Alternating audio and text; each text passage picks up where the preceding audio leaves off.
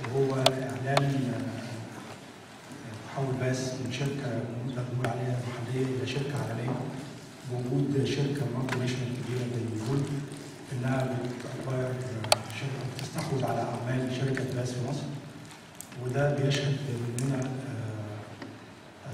تطور كبير في أحداث التكنولوجي في مصر، وفي نفس الوقت مدى الاستقرار اللي بتشهده مصر في الفترات اللي جايه ان شاء الله في الاقتصاد القومي. انا الاول برحب بفيليب ميلتان نائب رئيس شركه جول العالميه، وبرحب بمهندس محمد امين نائب رئيس شركه EMC العالميه، واللي بترعى هذا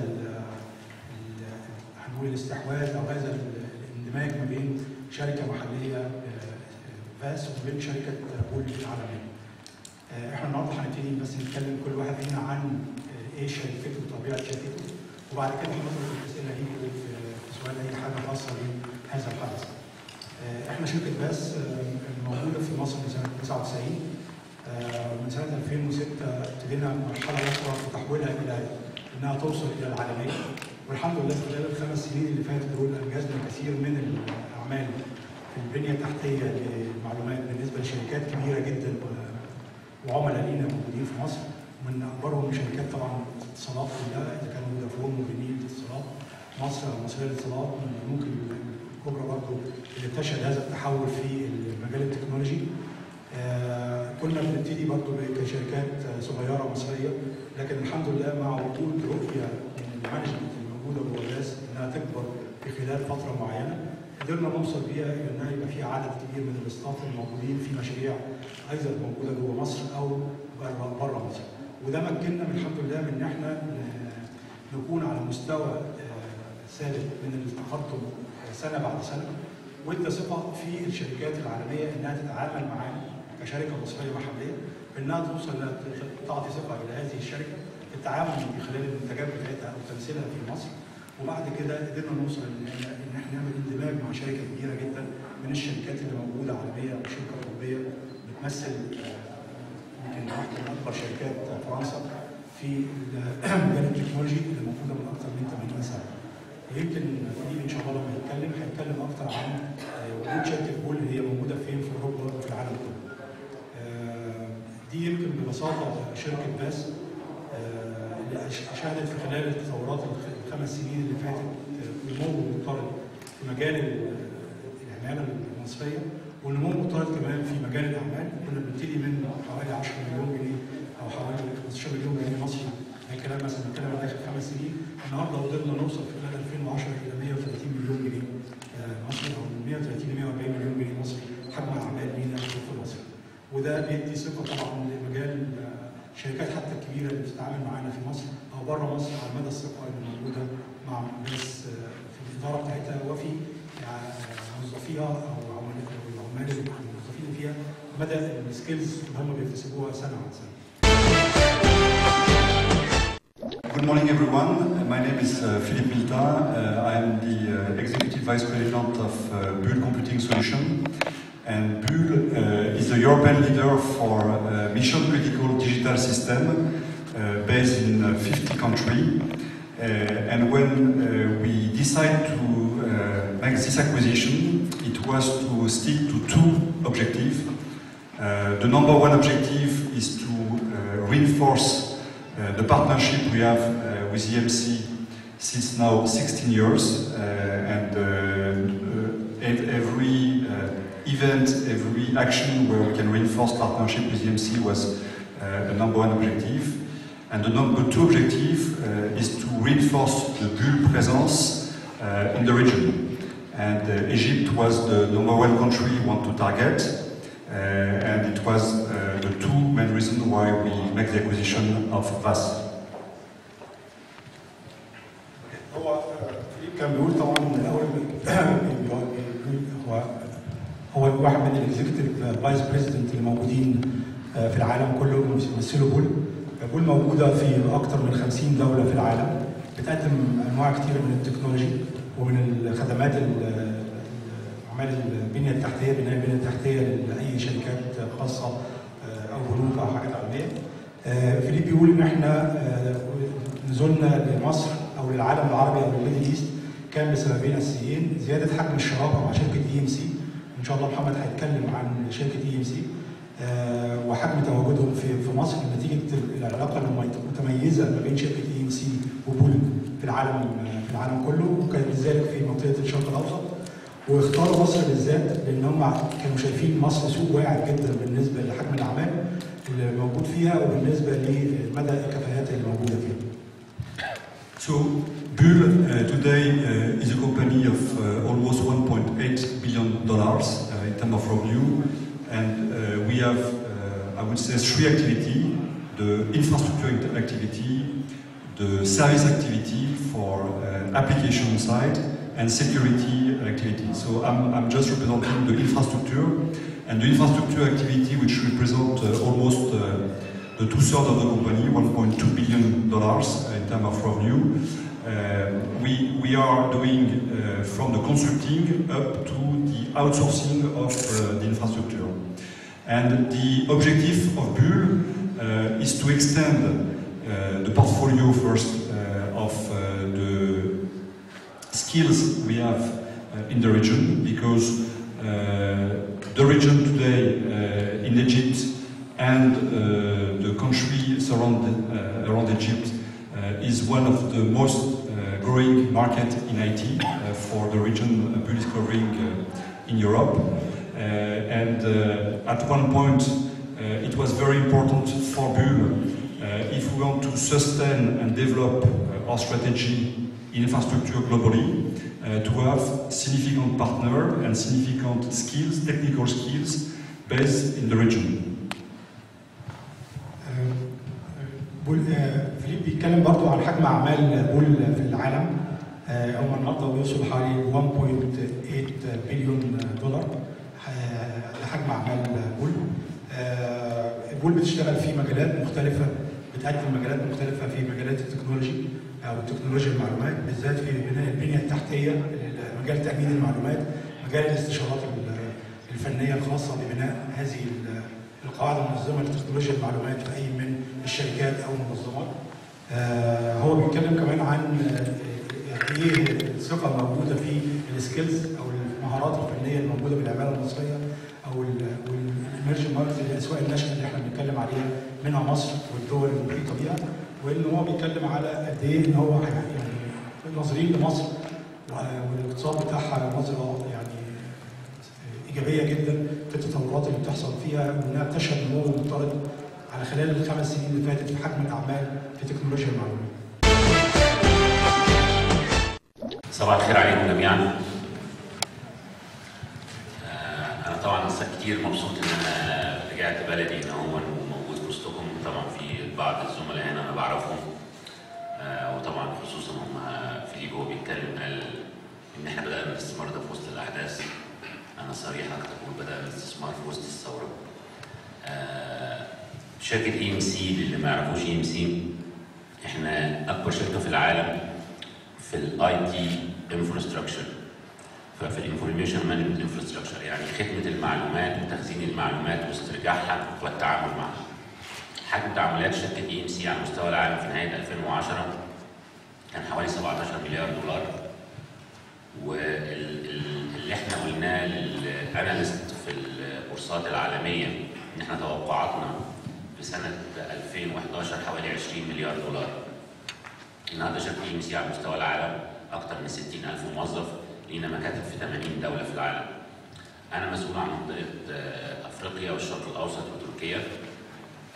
عندنا حوالي 9 مكاتب في المنطقه دي.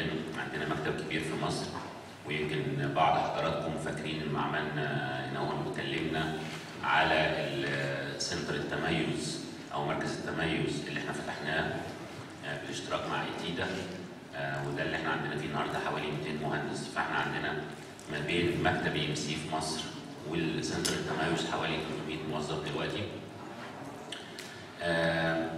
انا عايز اقول حاجه مهمه، اهم حاجه النهارده لازم، او الرساله الاساسيه اللي انا عايز اقولها، ان احنا كشركه EMC كشركه عالميه وشركه بول مأمنين بمستقبل مصر، مأمنين بمستقبل الاقتصاد في مصر، وده اللي خلانا بنعمل الاستثمار ده في مصر في وقت في شركات كتير بتتردد ان هي تعمل الاستثمار ده في مصر.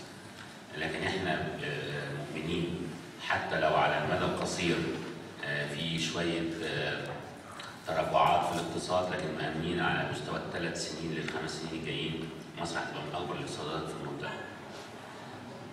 الحاجة المهمة اللي عايز أقولها، شركة بول شركة مهمة كتير لEMC، لأن شركة بول ليها تعامل معانا في منطقة أوروبا والشرق الأوسط وأفريقيا، وتعاملاتنا ما أقدرش أذكر أرقام بالتحديد، بس تعاملاتنا مع شركة بول على مستوى العالم بملايين الدولارات، بمئات الملايين من الدولارات. شركة فاس كمان كانت شركة مهمة لنجاح EMC في مصر وفي ليبيا. فشركة فاس بقالها مع EMC أكثر من 10 سنين، وكان الطريقة المميزة اللي شركة فاس اشتغلت بيها في مصر ونوعية العمالة اللي هي بتعينها والمهارات هي اللي ساعدتنا إن احنا ننجح في السوق المصري. والنهارده كل الشركات اللي بتعمل اناليسيز لوضع كل شركة من المنافسين بتوعنا بيذكروا صراحة إن EMC رقم 1 في مصر وفي منطقة الشرق الأوسط وأفريقيا. وماركت شير يعني عندنا حجم السوق عندنا في مصر فوق ال 40%. فطبعا الفضل يرجع لموظفين EMC في مصر وبالتأكيد لشركة فاس، واحنا طبعا معانا النهارده المهندس خالد والمهندس وائل اللي هم مسؤولين عن الشغل في مصر.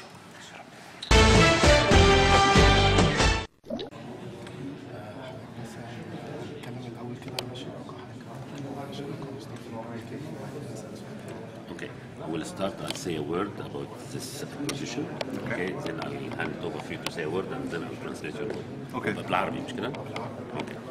Fine, so I'll start by saying my word that EMC supported. ممكن مستر فيليب يبدأ وبعديها حضرتك. We'll get him started, then I'll comment after I talk. That's much better. Okay. So the question is, how do you see this acquisition? What is your view? So we need a word from you about this acquisition and Bull investment in Egypt. Okay. So first of all, we are very pleased for Bull to make this acquisition for two reasons.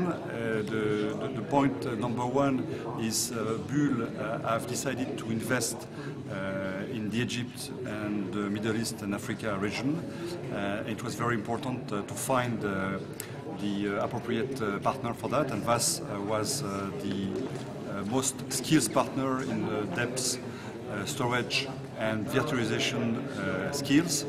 And the second reason was to get a closer relationship with EMC, and with this acquisition we achieved these two targets.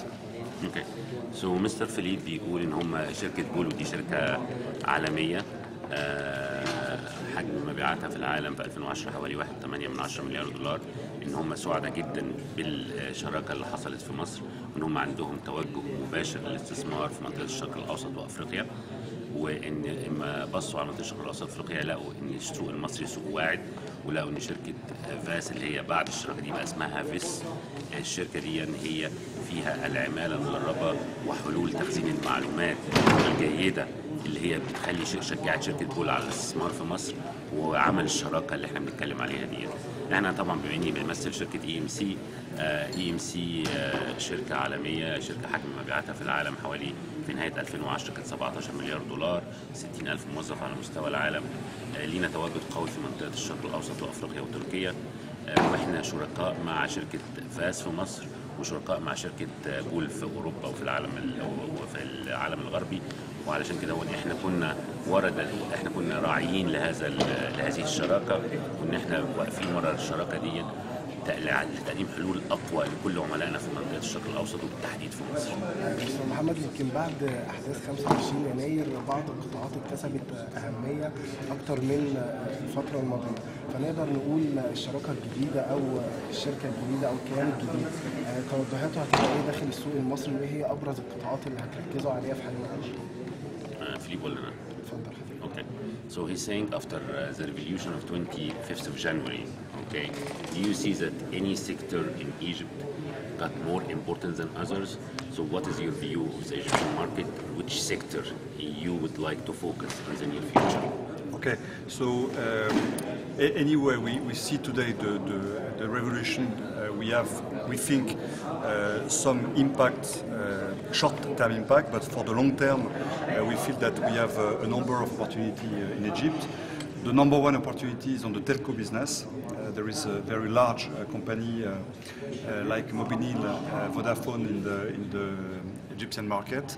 The second opportunity is in the bank sector, and where either EMC and Bull have a number of skills and solutions to bring to this business. And the number three sector is the public sector, where Bull is very strong. We are developing specific solutions for public sector, and 40% of the Bull business is around public sector. So the three sectors are the most promising sector for Bull in Egypt. طبعا هو مستر فيليب ما قالش كده، هو بس انا بما اني مصري الاصل بقول كده، هو ان انا سعيد ان انا رجعت بلدي، وشايف ان ثوره 25 يناير دي احسن حاجه حصلت لينا كلنا يعني ولولادنا في المستقبل. شركه بول بتقول ان هم قطاعات مصر، القطاعات الثلاثه الاساسيه اللي هيركزوا فيها اللي هي قطاع الاتصالات وقطاع البنوك طبعا، وهو ذكر كل الشركات الكبيره في مصر زي فودافون موبينيل واتصالات وتيليكوم ايجيبت، وقطاع البنوك هيبقى قطاع مهم كمان، والقطاع الحكومي. وشركه بول بتمثل مبيعاتها على مستوى العالم 40% من مبيعاتها للقطاع الحكومي على مستوى العالم، وهم عندهم حلول قويه، حلول امنيه وحلول بنيه تحتيه للببليك سيكتور هو القطاع الحكومي في العالم كله. وEMC بتشارك بول في هذا التوجه، ان احنا هنساعدهم ان هم يقدموا حلول للثلاث قطاعات دول بصوره افضل كتير.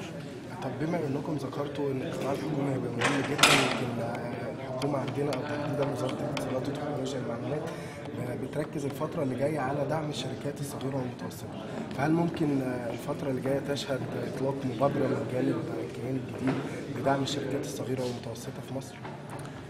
طبعا هو دون بدري شويه على السؤال دون. احنا اللي نقدر نقوله ان احنا هنقدر كشركه EMC وكشركه بول هنساعد الحكومه المصريه باي حاجه نقدر عليها. احنا لينا محادثات في الوقت الحالي مع الحكومه المصريه، كان لينا شراكه مع شركه ايتيدا قبل كده في الحكومه المصريه في اللي هو سنتر التميز او مركز التميز، وبنعين فيه مهندسين كتير حديثي التخرج من الجامعات المصريه، فلينا توجه. بس انا مقدر ان الحكومه المصريه عندها اولويات كتير دلوقتي قبل تكنولوجيا المعلومات وكده هون، بس احنا هنبقى جنبهم وفي اي حاجه نقدر نساعد فيها مصر. بنحب دايما نبقى شركاء ليهم. مصر بالتحديد بالنسبه لنا وبالنسبه لEMC مش مجرد بيزنس واعمال وارباح، لا، في الوضع الحالي احنا هنبقى حابين نساعد باي شكل ممكن، حتى في الشركات الصغيره والمتوسطه. تمام، اخر سؤال بس هنساله عن